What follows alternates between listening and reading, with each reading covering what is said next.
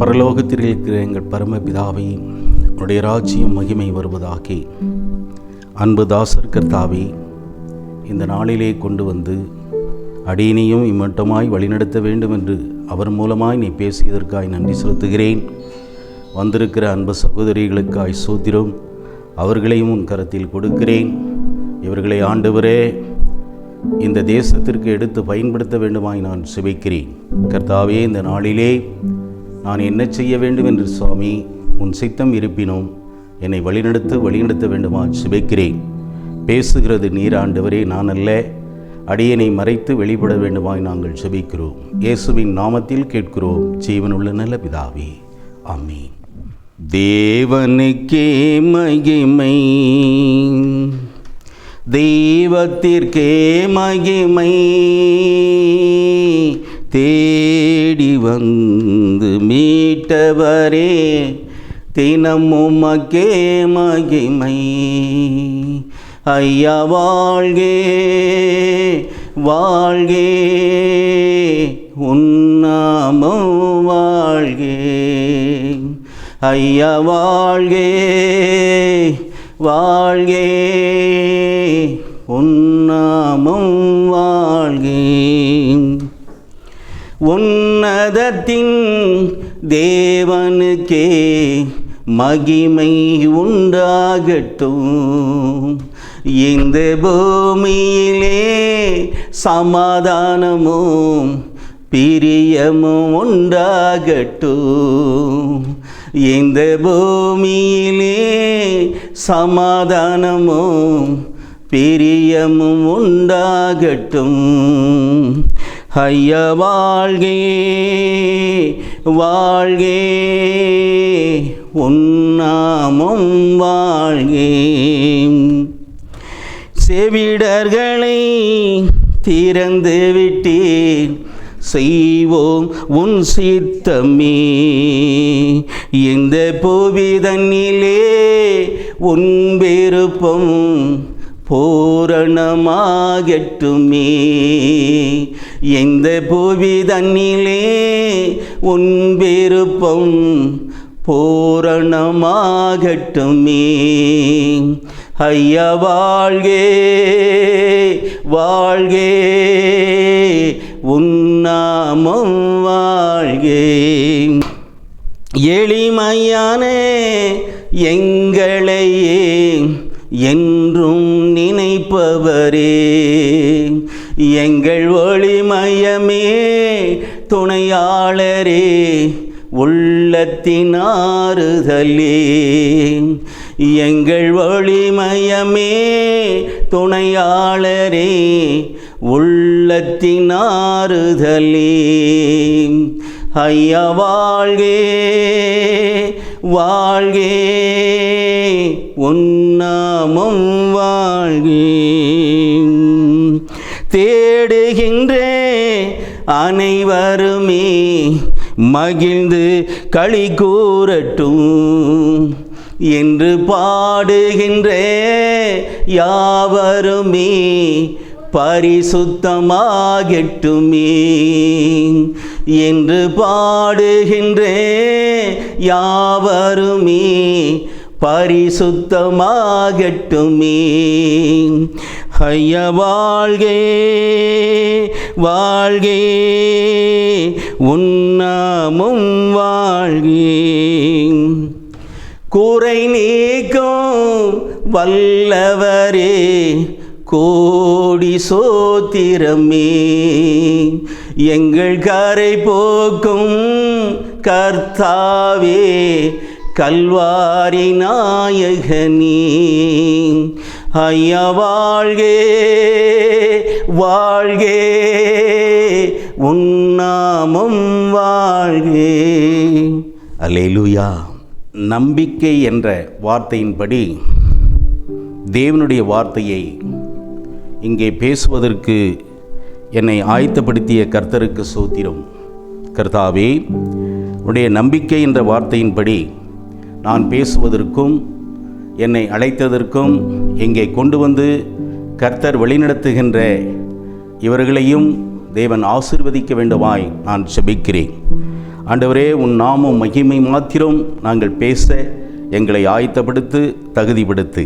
இயேசுவின் நாமத்தில் கேட்கிறேன் ஜீவனுள்ள நல்ல பிதாவே. அப்பா, உன் சமூகத்திலே நாங்கள் என்ன செய்ய வேண்டும், எதை செய்ய வேண்டும், எப்படி நடத்த வேண்டும், எப்படி நடத்தி செல்ல வேண்டும் என்று திட்டத்தை தருகிறவர் நீர் ஆண்டவரே, நாங்கள் அல்ல. கர்த்தாவே, இந்த நாளில் கூட எங்களை கொண்டு வந்து அவர்களையும் கொண்டு வந்து இப்பணியை செய்வதற்கு நீ தந்திருக்கிற மேலான சிலாக்கியத்திற்கு நன்றி செலுத்துகிறேன். கர்த்தரே, உன்னுடைய வார்த்தைகளை சொல்லுவதற்கு அடியனை தகுதிப்படுத்து, தகுதியாக்கு.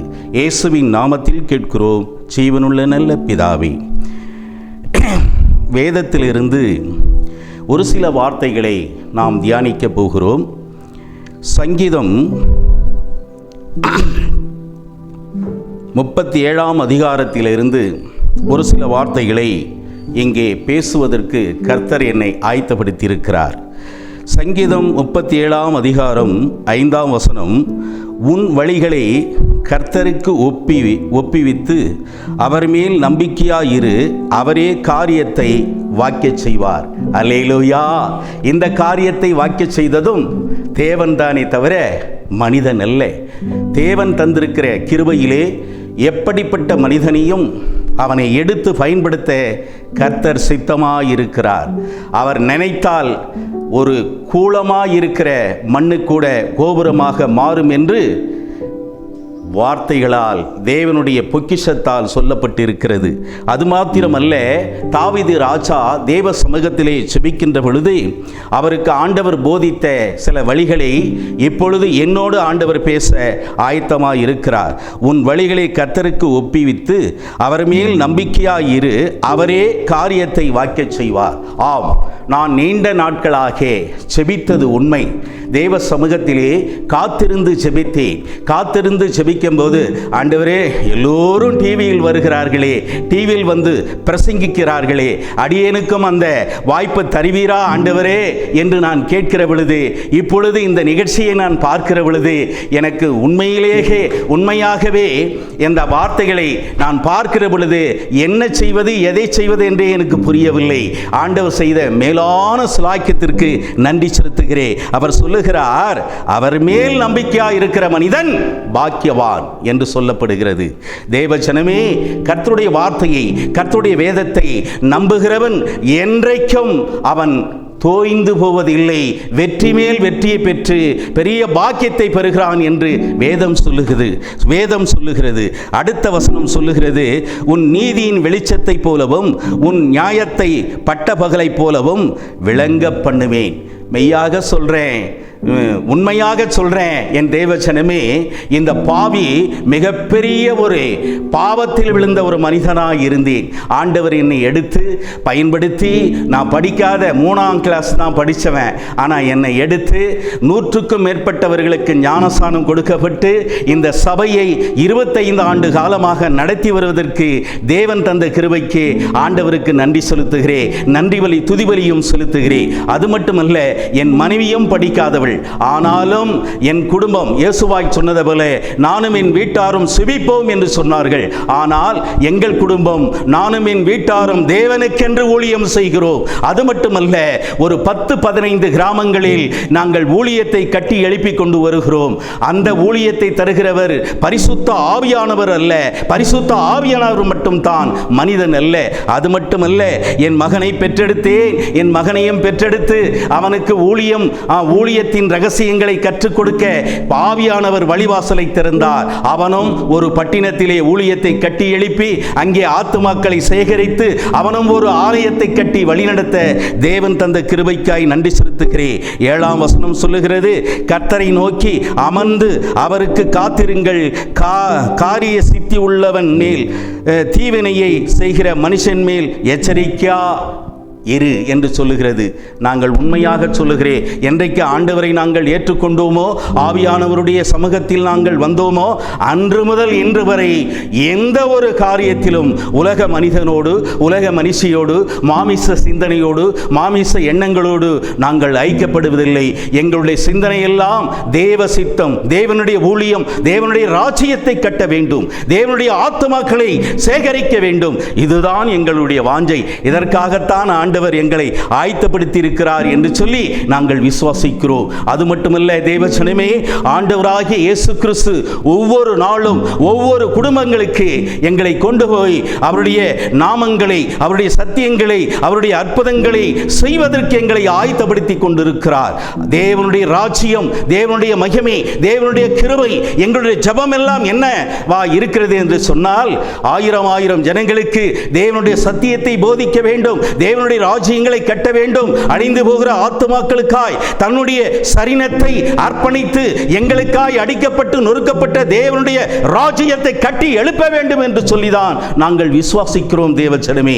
அது மட்டுமல்ல, என்னுடைய குடும்பம், என் மனைவி, என் மகன், என் மருமகள் எல்லோரும் தேவனுக்காய் ஓடுகிறோம். எங்களுடைய வாஞ்சை, பேரப்பிள்ளைகள் 2 பேர் இருக்கிறார்கள், அவர்களும் தேவனுக்கென்று ஊழியம் செய்ய வேண்டும், தேவனுடைய ராஜ்யத்தை கட்ட வேண்டும், தேவனுடைய ராஜ்யத்திலே அவருடைய பாதத்தில் அடங்கி அவருடைய ஊழியங்களை செய்ய வேண்டும் என்று நாங்கள் ஆசைப்படுகிறோம். கர்த்தருக்கு ஸ்தோத்திரம், கர்த்தருடைய நாமத்திற்கு ஸ்தோத்திரம். ஆண்டவர் சொன்னார், ஆவியானவர் சொன்னார், அதிகாலையில் எழுந்து ஜெபிக்கிறவன் பாக்கியவான் என்று சொன்ன வார்த்தையின்படி, ஆண்டவரே, நாங்கள் படிக்க தெரியாதவர்கள், எங்களுக்கு படிப்புன்னா என்னன்னே தெரியாது, இந்த பைபிளை எடுத்து வாசிப்பதற்கும், இந்த பைபிளை எடுத்து பிரசங்கிப்பதற்கும், இந்த பைபிளை எடுத்து தேவனுடைய ராஜ்யங்களை கட்டுவதற்கும் ஆண்டவர் கொடுத்திருக்கிற மிகப்பெரிய ஸ்லாக்கியம் இந்த உலகத்தில் எந்த ஒரு மனிதனும் எந்த ஒரு மனுஷியும் கொடுக்காத பொக்கிஷம் தேவன் தந்திருக்கிறார், ஆண்டவர் தந்திருக்கிறார், ஆவியானவர் தந்திருக்கிறார், அன்பு இரட்சகர் நமக்கு கொடுத்திருக்கிறார் என்று சொல்லி நாங்கள் விசுவாசிக்கிறோம். கர்த்தர் மேல் நம்பிக்கையாய் இருக்கிற மனிதன் பாக்கியவான் என்று சொல்லி நாங்கள் விசுவாசிக்கிறோம். எல்லா துதிக மகிமை யாவையும் உமக்கொருவருக்கே செலுத்துகிறோம். இரட்சகரும் இயேசு மூலம் ஜெபங்கேளும் எங்கள் ஜீவனுள்ள நல்ல பிதாவே, ஆமென்.